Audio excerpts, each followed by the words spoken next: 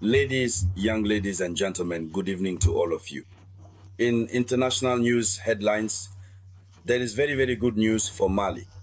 Mali, just like Burkina Faso, Niger, and the Republic of Guinea as well. Mali, which is striving for its economic sovereignty, has just taken a very big step forward.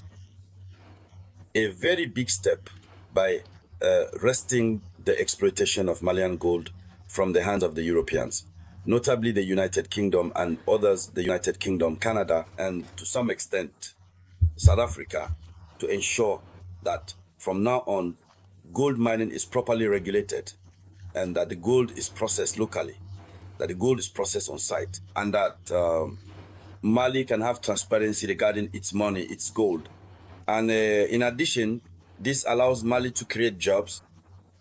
But fundamentally, for this initiative to be possible, it required the intervention of Russia, a Russian company that works with Mali. There you have it. I told you that Russia has always had very good initiatives. When it comes to business, Russia first gives good advice to African states. And when it comes to business, it's a win-win situation, but with the respect for your sovereignty.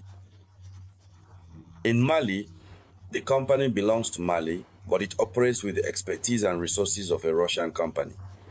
However, Mali's share in this refinery has increased significantly. Significantly. So, ladies and gentlemen, in this video conference, this is the very good news we are going to talk about. But this video conference needs to be shared. We need to allow other Africans to receive it so that our leaders at all levels can learn lessons and take inspiration from what Mali is doing. And it's also a way for us to cheer, to give a standing ovation, to applaud the Malian president for this wonderful initiative. People always say, no, we need a political system where we have a democratically elected president.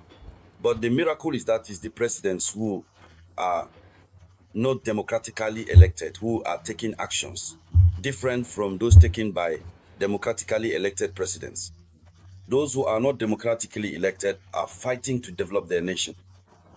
So give lots of likes and don't forget to leave comments. Sorry to those who follow me on Facebook. I made a mistake in the titles because sometimes I record several videos at once. So I corrected it. So don't forget the principle. Right now, you need to leave lots of likes and lots of comments. That's it. Lots of comments. If you don't have anything specific to say, just write, "Hi Samurai," or "Daring is already winning," or mention our platform Moyen Express. So, according to official information, Mali is moving towards economic sovereignty. Mali will hold 62% of the shares in a gold refinery. 62%. This will be the share of the gold refinery that will be built with the support of Russia. So Mali will build its own refinery in partnership with Russia. That's completely normal. In this world, as the saying goes, it takes two hands to wash each other. But when it's just one hand trying to wash the other, there will inevitably be an attempt at domination. You can already see the share, 62%.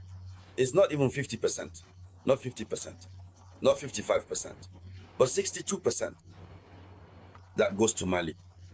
And what's interesting is that it's happening on Malian soil with several advantages. When it happens on Malian soil, Malians can see it with their own eyes. The control is strict. All right? The control is there. And then there are jobs. Let's go deeper. So it's a strategic decree that was adopted on May 28th by the Council of Ministers following the announcement of such a collaboration last October. So since October, it had been announced, and now the decree has been issued by the Council of Ministers. The refinery will be built in partnership with a Russian company called Yadran. Yadran is a Russian company that will handle the construction. It is Mali that is building it in partnership with the Russian company. So the refinery will be located in Bamako and will process 200 tons of gold per year. Maranatha, that's a high figure. 200 tons of gold per year. Can you imagine? And it's because of Mali's goal that the IMF came back to plead, saying that they want to help Mali. Yet they had fled. They had left Mali, saying that Mali was not democratic. There had been a coup d'etat, blah, blah, this and that. After 2023, when they saw Mali's economic growth results for 2023, they said, no, we need to come back. They came back. The Malian Minister of Budget refused to receive them, let alone President Assimigoita. These people are playing games with the new generation of Africans. So share this video conference. We take the time to make these video conferences so that our friends in Africa can receive the information. And only God knows that there are still many who are not yet on our page, who keep watching funny movies on the internet. Have you noticed how many comedians there are now in Africa? You see this or that, Bratman comedy, this or that comedy. You see this kind of comedy.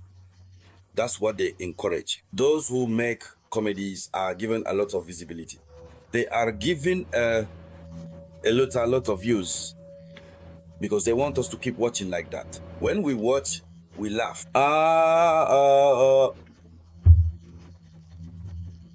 It puts our conscience to sleep and they're happy. When we laugh, when we're having fun, they're happy. But when it comes to awakening our consciousness, to opening our minds, they refuse. But just make the comparison. Go and look at those who do comedy. There are a number of shares. The number of shares among us and our views. Compare the views, you'll see. We have a lot more shares compared to them. Now, they're tightening up, but we're not going to give up. We're pushing forward. So you always have to share. Don't get discouraged. So this refinery will process 200 tons of gold per year. And according to the media, faced with a 23% drop in gold production, this project also aims to limit raw exports. No more raw exports. There you go. This project aims to regulate artisanal gold mining. So last year, in 2024, there was 7.7 tons in 2024. So traditional, artisanal, local gold mining is highly developed on the Malian side. From now on, it will be regulated. So to come back to it, Mali, which has acquired or will acquire its own refinery, what needs to be said is that this is truly a quest for economic sovereignty. And this will allow Mali to control its wealth first and foremost. And the objective is clear. The ambition is to limit raw exports and to regulate artisanal gold panning, as we mentioned earlier. What is the other advantage? It is that this will allow for an increase in revenue. You see, it will increase the revenues of the Malian state. On-site refining, combined with a new 2023 mining code, should significantly increase state revenues. And when state revenues increase, it is the country that develops. So this will create jobs, it will create economic independence and less dependence on foreign refineries. So this will allow Mali to firmly establish its economy. So, ladies and gentlemen, let me go back a bit to what I was explaining, because I didn't want to go too far and spoil the interest of the video conference. You need to understand this. Just make the comparison.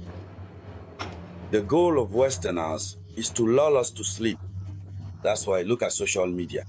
You rarely see people doing shows that awaken consciousness. They are very rare. But comedians have become numerous in Africa, to the point where you wonder, I'll do a show about this. You ask yourself, but where do they all come from? Sometimes there are even some meaning. There are so many of them now. So many are given visibility. When someone creates a scenario, at least 5 others will copy the same thing. When the Anglophones do something, the Francophones come and redo it in French. It's because those are the niches that they promote. But when it comes to awakening consciousness, no, they don't like that. Make no mistake, those people never want us to wake up, because as soon as we do, they'll become poor. Look at the case of France. I'll do a special show about that. So thank you, everyone. I'll be back with you shortly. This was the voice of your one and only samurai.